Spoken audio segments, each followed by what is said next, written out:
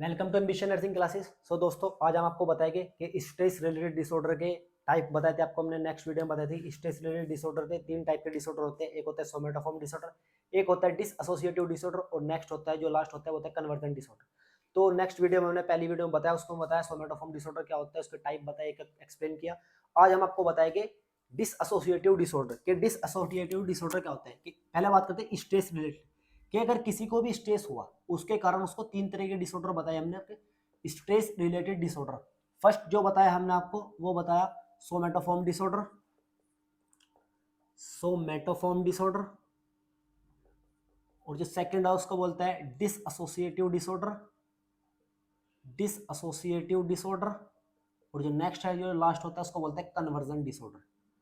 अगर किसी आदमी को स्ट्रेस हुआ, स्ट्रेस के कारण ये तीन तरीके के डिसऑर्डर हो सकते हैं, सोमेटोफॉर्म डिसऑर्डर, डिसएसोसिएटिव डिसऑर्डर और कन्वर्जन डिसऑर्डर। तो आज हम बताएंगे डिसएसोसिएटिव डिसऑर्डर क्या होता है। डिसएसोसिएटिव डिसऑर्डर के बारे में बात करते हैं। डिसएसोसिएटिव डिसऑर्डर, डिसएसोसिएटिव डिसऑर्डर, ये बताइए कि डिसएसोसिएटिव डिसऑर्डर क्या होता है। डिसएसोसिएटिव डिसऑर्डर में क्या होता है कि जो पेशेंट है, अगर किसी पेशेंट को स्ट्रेस हुआ, अगर मुझको स्ट्रेस हुआ, स्ट्रेस के कारण मैं कोई साइकोलॉजिकल सिम्टम्स प्रोड्यूस करता हूं, उसको बोलते हैं dissociative disorder. Produce psychological disorder, psychological symptoms, psychological symptoms because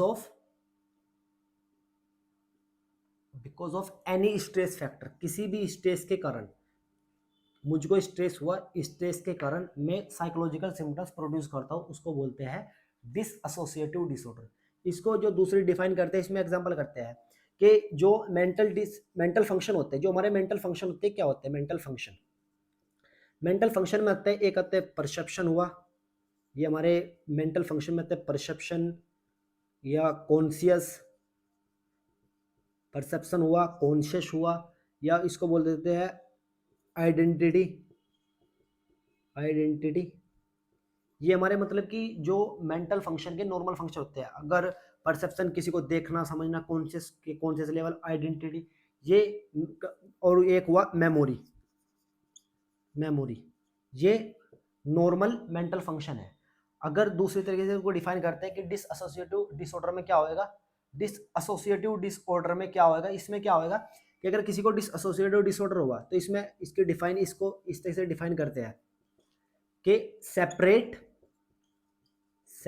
the one brain function, one brain function, one brain function, ये सब ब्रेन के फंक्शन है। सेपरेट करते हैं the one brain function from the another brain function, another brain function, another brain function that is known as dissociative dissociative disorder. उसको बोलते हैं dissociative disorder. कि कोई भी इसका या परसेप्शन, कॉन्शियस, आइडेंटिटी या मेमोरी, ये सब मेंटल फंक्शन है, ये सब ब्रेन के फंक्शन है। अगर कोई भी चीज इनसे अलग हो जाए, मतलब कि परसेप्शन अलग हो गया, इन चार से परसेप्शन अलग हो गया, तो मतलब क्या हुआ कि ये सब चार, ये जो चार थे ये क्या थे, ब्रेन के नॉर्मल फंक्शन थे।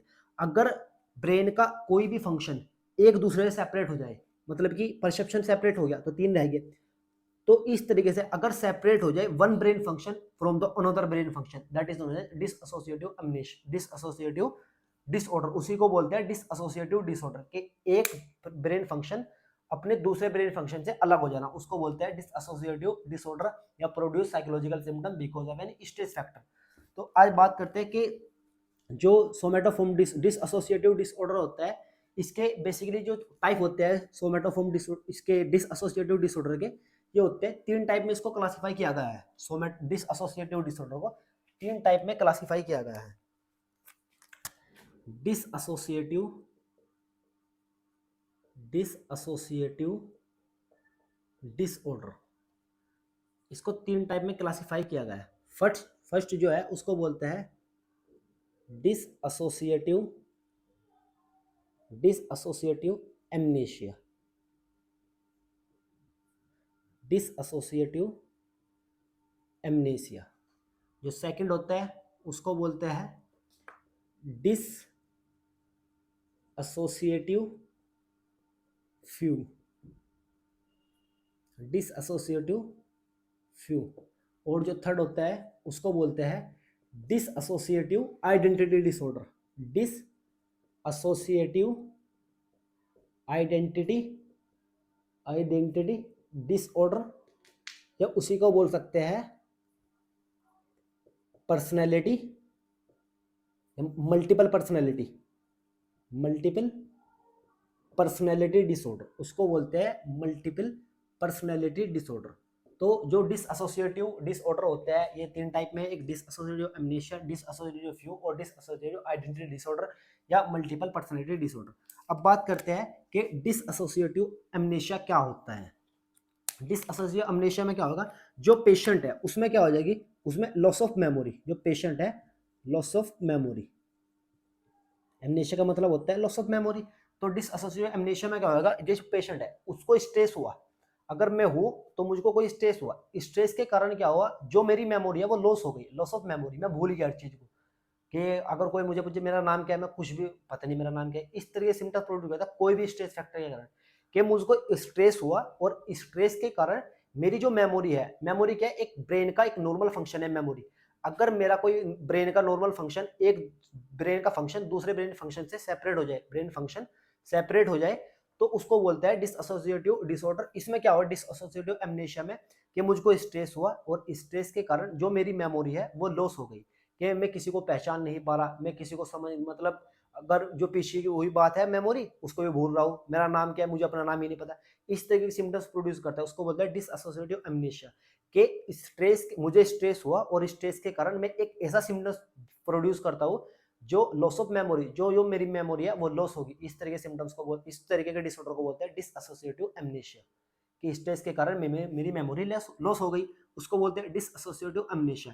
एक होता है जो होता है डिसएसोसिएटिव फ्यू, इसका जो होता है दूसरा टाइप होता है डिसएसोसिएटिव डिसऑर्डर का। इसमें क्या होता है, जो पेशेंट होता है उसको स्ट्रेस हुआ, किसी पेशेंट को स्ट्रेस हुआ, इसमें क्या होगा, loss of memory, loss of memory, इसमें पेशेंट की मेमोरी तो लॉस हो ही जाएगी, प्लस प्लस क्या करेगा वो, new identity adopt, adopt new identity, new identity, कि वो न्यू आइडेंटिटी को अडॉप्ट कर लेगा, उसको बोलते हैं डिसएसोसिएटिव फ्यू। के एग्जांपल लेते हैं कि किस तरह से इसको करते हैं, अगर मुझको स्ट्रेस हुआ, के एग्जांपल लेते हैं कि किसी का मेरे पे कर्जा है, मतलब किसी ने मुझे 10,000 रुपये उधार दिए और 10,000 में उसके दो महीने के बाद वो मुझसे मांगता है कि भाई मेरे 10,000 रुपये, तो मेरे पे मतलब मेरे पे तो है नहीं, मैं कहूँगा भाई 2-3 महीने के बाद दूंगा।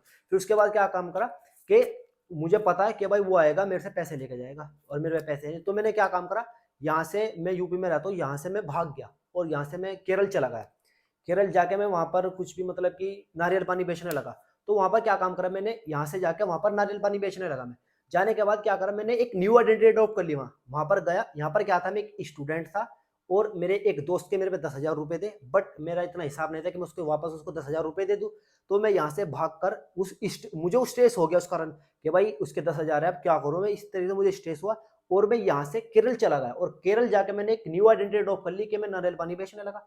तो क्या हुआ, जो मेरी फिर जो जिसके मेरे 10,000 रुपए थे वो केरल आ गया, किसी बाई चांस वो केरल आ गया और केरल आके मुझे देखता है और देखने के बाद कहता है साकिब भाई मेरे 10,000 रुपये वापसी दो। मैंने कहा भाई मैं आपको नहीं जानता, और वो कह रहा है मेरा नाम साकिब नहीं, मेरा नाम मोहित है और मैं नारियल पानी बेचता हूँ यहाँ पर। कि उसका क्या हुआ, जो उसकी मेमोरी है तो वो लॉस होगी, कि वो जिसके 10,000 रुपये उसे भूल गया, loss of memory, plus new identity drop कर ली और एक न्यू आइडेंटिटी बना कि वहां जाकर नारियल पानी बेच रहा है, कि उसकी एक न्यू आइडेंटिटी, वहां जाकर वो मोहित नाम से उसको जानते हैं लोग और वो नारियल पानी बेचता है और जो उसकी मेमोरी है वो भी लॉस हो जाएगी। इस डिसऑर्डर को बोलते हैं डिसएसोसिएटिव फ्यू, कि किसी भी स्ट्रेस के कारण अपना जो एक बंदा है जो किसी भी स्ट्रेस के कारण वो अपनी मेमोरी को लॉस कर दे और एक न्यू आइडेंटिटी अडॉप्ट कर ले, उसी को बोलते हैं डिसएसोसिएटिव फ्यू।